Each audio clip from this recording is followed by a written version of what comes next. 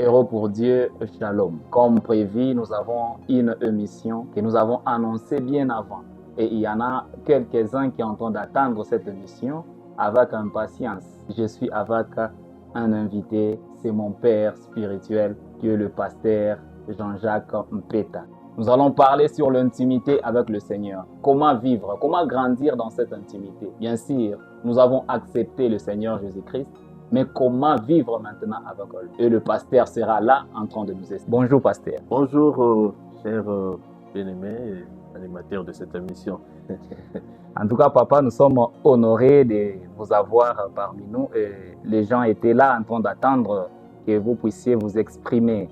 Et ce thème qui nous a réunis, je crois que le Seigneur va en tout cas bénir les gens au travers de vous par ce que vous allez parler. Je profite de l'occasion pour saluer tous nos bien-aimés qui sont en train de nous suivre au travers de cette émission. Et nous bénissons le Seigneur qui a rendu cela possible. Et comme notre bien-aimé le disait tout à l'heure, nous croyons nous édifier mutuellement au travers de ces quelques minutes que nous passerons ensemble. Héros pour Dieu, comme notre thème le dit, comment vivre l'intimité avec le Seigneur? Alors nous allons poser des questions à notre papa, il sera en train de nous expliquer et nous allons nous retrouver sûrement. Papa, je vais poser la première question qui est de savoir, oui, nous sommes nés de nouveau, nous savons que nous devons vivre l'intimité avec le Seigneur, mais c'est quoi cette intimité au fait? Merci beaucoup pour cette préoccupation qui est soulevée. En fait, comment commence l'intimité? Parce qu'on ne peut pas parler de l'intimité sans retourner à la Genèse. En fait, l'intimité, lorsque nous parlons de l'intimité, pour ne pas tomber dans des définitions que nous pouvons déjà retrouver dans le dictionnaire et autres documents, l'intimité, ça commence lorsque nous rencontrons Christ, c'est-à-dire dans notre conversion. Lorsque nous naissons de nouveau, c'est là où naît l'intimité. Parce que bien avant, nous étions inconnus. Je ne connaissais pas Dieu. Dieu me connaît, oui, mais Dieu n'a pas de contact aussi avec moi. Donc, nous sommes deux inconnus. Donc, c'est le jour où je rencontre le Seigneur, c'est le jour où je reçois Christ dans ma vie, c'est ce jour-là que commence l'intimité avec le Seigneur. Et cela nous amène à comprendre qu'en fait, l'intimité, c'est pas quelque chose de statique, mais c'est un dynamisme, quelque chose qui commence et qui se poursuit. Vous voyez, nous ne finirons jamais d'être intimes avec Dieu. Nous irons de gloire en gloire, de progrès en progrès dans notre intimité avec le Seigneur. Il y a un mot-clé qui exprime mieux l'intimité. En fait, nous pouvons résumer l'intimité en parlant de la connaissance. Sans connaissance, on ne peut pas faire allusion à l'intimité. Beaucoup de fois, et c'est ça ce qui est malheureux, parce que souvent, lorsque nous parlons de l'intimité, peut-être qu'on y reviendra en détail lorsque nous parlerons de la prière, mais on nous rend compte que non, les gens limitent l'intimité avec Dieu à la prière. Et pourtant, l'intimité va au-delà de la prière. La prière n'est que l'un des aspects de l'intimité. Donc, lorsque nous parlons de la connaissance, on ne peut mieux connaître une personne que lorsqu'on est proche d'elle, lorsqu'on passe du temps avec elle, lorsqu'on écoute cette personne, lorsqu'on la voit poser des actes, lorsqu'on le voit agir, on a une certaine connaissance de la personne. On se fait une idée, pas imaginaire, mais sur base de ce que nous voyons faire la personne, de ce que nous l'entendons dire. Ça nous aide à savoir que cette personne est comme ça, elle est comme ça, elle est comme ça. Donc l'intimité, c'est pas seulement le fait d'être proche, mais c'est le fait aussi d'avoir la connaissance. Donc lorsque nous disons intimité avec Dieu, c'est-à-dire je connais Dieu, Dieu me connaît, je suis proche de Dieu et nous avons cette connexion-là, cette affinité-là avec lui. Voilà ce que je peux dire en introduction par rapport à l'intimité d'une manière générale. Je suis proche de Dieu et cela commence le jour où je reçois Jésus dans ma vie parce que ce jour-là, désormais, mes aspirations commencent à se tourner vers Dieu. J'ai ce désir-là de connaître Dieu, de le découvrir, d'être proche de lui, de me sentir dans sa présence. Et c'est ça le monde de l'intimité. l'intimité au fait avec Dieu. Alléluia. En tout cas, déjà, nous venons d'apprendre et nous venons d'être éclairés sur ce que veut dire l'intimité. Papa vient de dire que l'intimité, tu ne peux pas parler de l'intimité s'il n'y a pas la connaissance. Et il dit que l'intimité commence le jour où nous recevons le Christ dans notre vie. Donc, tout ce qui est de nous se tourne maintenant vers la personne du Christ. C'est là où l'intimité commence. Papa, je vais poser la deuxième question. Oui. De savoir, oui, bien sûr, nous venons maintenant d'apprendre c'est quoi l'intimité. Maintenant, comment nous allons faire pour y arriver? Parce qu'il y a beaucoup de gens qui se posent cette question, qui se demandent comment je peux vivre cette intimité maintenant avec le Seigneur. Très bonne question vraiment. Alors, revenons aux Écritures. Hein. Nous pouvons, par exemple, nous référer à Matthieu 28, le verset 19. Si vous pouvez lire rapidement pour nous, Matthieu 28. Matthieu 28, le verset 19. La parole de Dieu nous dit ceci. Allez, faites de toutes les nations de disciples, le baptisant au nom du Père, du Fils et du Saint-Esprit. Voilà, ça c'est déjà le chemin. Allez, le processus commence par là. Allez, faites de toutes les nations des disciples. Comment ça se fait? On doit apporter aux gens le message ou la connaissance de ces dieux-là. Okay. Ils doivent apprendre qu'il y a un Dieu qui veut être proche de nous. Et c'est lorsque nous recevons le message qui nous est apporté, c'est-à-dire la bonne nouvelle, ça nous permet maintenant d'être en contact avec Dieu. C'est la porte d'entrée. Ça, ce n'est que le début. Le deuxième aspect, on dit, faites toutes les nations des disciples. Voilà. Ça c'est maintenant l'enseignement. J'ai reçu le message selon lequel il y a un Dieu qui m'aime, qui veut être avec moi. Maintenant, il faut que je sois enseigné. Enseigner, c'est-à-dire découvrir ces dieux-là, les connaître, ces aspects, c'est-à-dire ces attributs, connaître qui est ces dieux-là. C'est ça l'enseignement. Souvent, ce qui nous fait défaut, nous sautons cette étape. On rencontre Christ, on devient disciple. Bon, je dis disciple par respect, mais en principe, plusieurs ne sont même pas disciples et pourtant ils sont à l'église. Okay. Ouais. Parce qu'être disciple, c'est laisser enseigner sur le fondement qu'ont établi les apôtres. Les apôtres l'ont reçu de Christ lui-même. Donc, on doit recevoir les enseignements. Aujourd'hui, dans nos églises, plusieurs ne sont pas enseignés. Regardez ce qui se passe dans les églises. Quand on dit enseignement, les gens ne sont pas attirés, ils ne sont pas intéressés. Mais quand on dit prière, tout le monde est là. Et surtout quand on dit on va chasser les démons, tout le monde est sprinté, tout le monde se met sur la ligne. Pouf, paf. Et je pense que si c'était possible, on pouvait amener plusieurs chrétiens aux Jeux Olympiques ou peut-être dans des compétitions internationales pour voir comment est-ce que les chrétiens courent derrière les démons pour les poursuivre. C'est pas une mauvaise chose. Mais je voulais souligner l'aspect qu'au fait, le point culminant, c'est l'enseignement qui est lié à la formation. Devenir disciple. Parce que quand vous allez dans la profondeur du fait d'être disciple, le disciple est toujours à côté de son maître. Oui. Il est là, il écoute ses enseignements, il reçoit tous ses dogmes, toutes ces choses-là, il les reçoit. Vous voyez? Pour revenir en arrière, l'apôtre Jean est en train de nous dire dans Jean chapitre 1er, on va voir quelques versets. Au premier verset déjà, il est en train de dire au commencement était la parole et la parole était avec Dieu et la parole était Dieu. Là, Jean nous explique cette intimité qu'il y a entre la parole, Dieu, tout ça, la Trinité, comme vous le savez. Donc, il nous démontre déjà qu'au commencement, il y a l'intimité. Okay. Pourquoi? Parce qu'ils sont ensemble. Quand vous descendez un peu plus bas, l'apôtre Jean dit, cette parole a été faite chair et elle a habité parmi nous. Et Jean va confirmer pour dire que non, nous l'avons vu, nous avons contemplé sa gloire, une gloire comme la gloire du Fils unique venu du Père. C'est-à-dire que Dieu a fait le premier pas pour l'intimité avec l'homme. C'est pas l'homme qui est allé à la recherche de Dieu, mais Dieu lui-même a décidé de descendre. Donc lorsque nous parlons de l'intimité, comprenons que c'est Dieu qui veut être proche de nous. Et c'est ainsi qu'il s'appelle Emmanuel, Dieu parmi nous. C'est-à-dire que c'est Dieu qui recherche cette intimité avec l'homme. Il vient se révéler. Vous pouvez rentrer dans l'Ancien Testament, vous allez voir comment est-ce que Dieu se révèle. À commencer par Adam lui-même.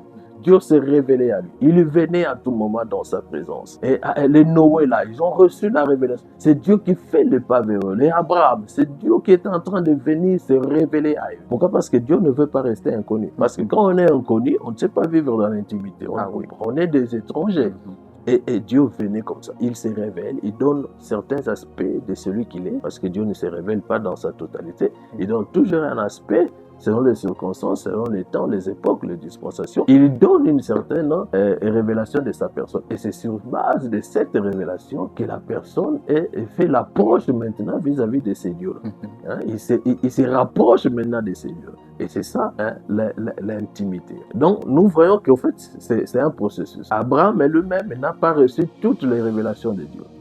Dieu s'est révélé à lui, Adonai. Après, il va se révéler comme le Dieu Tout-Puissant. Après, lui-même, il va avoir la révélation Yahweh Jireh.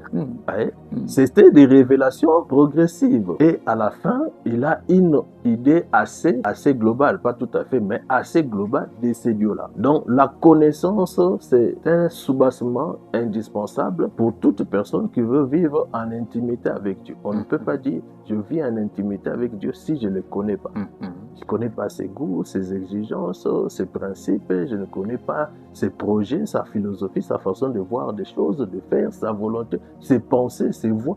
Toutes ces choses forment un tout que celui qui se dit vivre en intimité avec Dieu, il y doit arriver à connaître toutes ces choses-là. Voyez? Et ce n'est pas un jour, j'insiste, c'est toujours un processus. Vous allez voir les enfants d'Israël, par exemple, dans Ésaïe chapitre 55. Si vous pouvez lire pour nous le verset 8, je pense, et 9, Dieu est en train de faire une déclaration qui est surprenante. Après plusieurs siècles où il a été avec le peuple d'Israël, écoute ce qu'il est en train de dire. Ésaïe chapitre 55, verset 8 et 9. Car mes pensées ne sont pas vos pensées et vos voix ne sont pas mes voix, dit l'Éternel. Autant les cieux sont élevés au-dessus de la terre, autant mes voix sont élevées au-dessus de vos voix. Donc, et mes pensées au-dessus de vos pensées. En fait, Dieu est en train de dire que entre vous et nous, entre vous, Israël et moi, il n'y a pas d'intimité. Parce que vous marchez sur des voies autres que mes voies.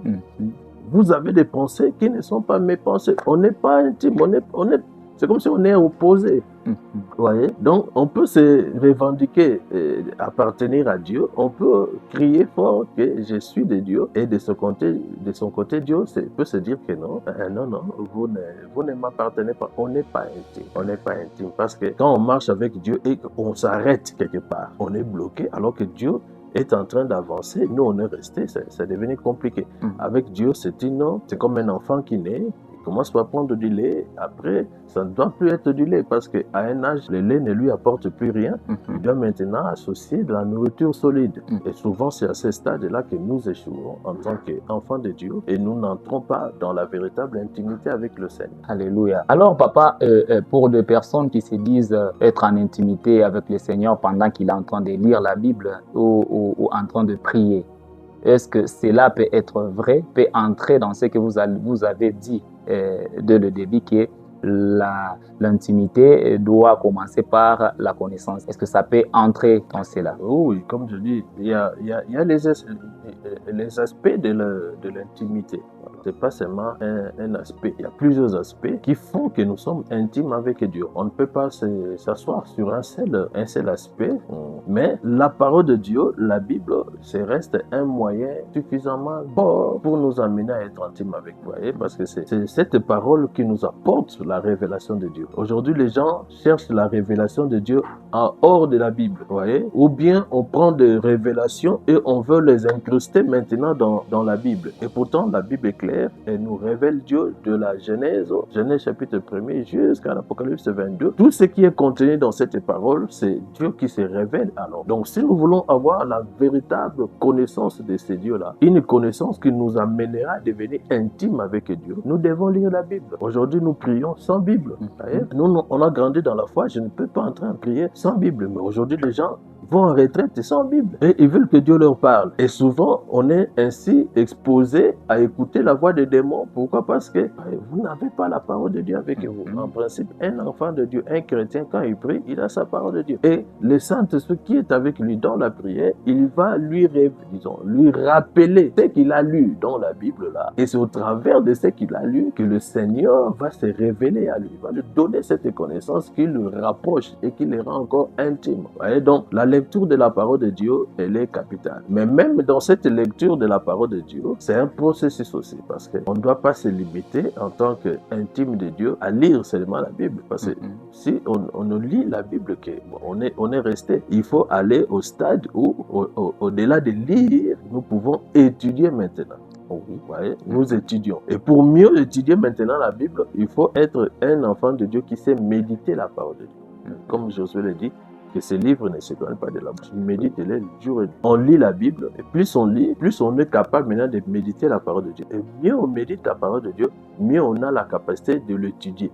Et c'est quand on étudie maintenant la parole de Dieu, on peut prendre des phrases qui sont comme cela ici, on peut les comparer là-bas. Il y a une prophétie qui est dite dans tel livre de la Bible, je la compare dans le Nouveau Testament. Je fais des études. Je peux étudier un personnage qui révèle la nature de Dieu. Ce sont des études.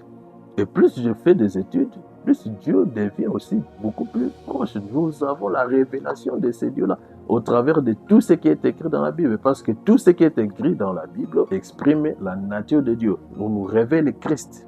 Tout est centré sur Christ. Nous pouvons voir Christ dans toutes les choses et dans tous les hommes que le Seigneur a eu à utiliser dans l'Ancien Testament, ou tout comme même aussi dans le Nouveau Testament. Voyez? Donc c'est ça. Donc la lecture de la parole de Dieu, la méditation de la parole de Dieu et l'étude de la parole de Dieu, c'est vraiment un grand soubassement qui nous introduit dans un autre élément qui est non moins négligeable. L'obéissance à la parole de Dieu. Voyez? Quelqu'un qui est intime de Dieu au travers de la connaissance, il reçoit la connaissance. Maintenant, il doit savoir que le Dieu que je connais là, il est saint, il est juste, il n'aime pas ça, il n'aime pas cela. Il faut que j'entre maintenant dans l'obéissance. Dans Isaïe 59, le premier verset, qu'est-ce que le Seigneur dit? Et son oreille n'est pas, dure, ni sa main courte pour nous toucher. Oui. Mais qu'est-ce qui fait qu'il ne le fasse pas? Qu'est-ce qui fait qu'il ne soit pas intime, qu'il ne soit pas proche? Mais ce sont nos péchés, ce sont nos actes, ce sont des choses que nous faisons. Donc lorsqu'on ne sait pas vivre dans l'obéissance, c'est-à-dire si la parole de Dieu que nous lisons ne crée pas en nous la crainte de son nom et ne nous amène pas à la sanctification, c'est que nous avons échoué dans notre processus de devenir intime avec Dieu. Alléluia,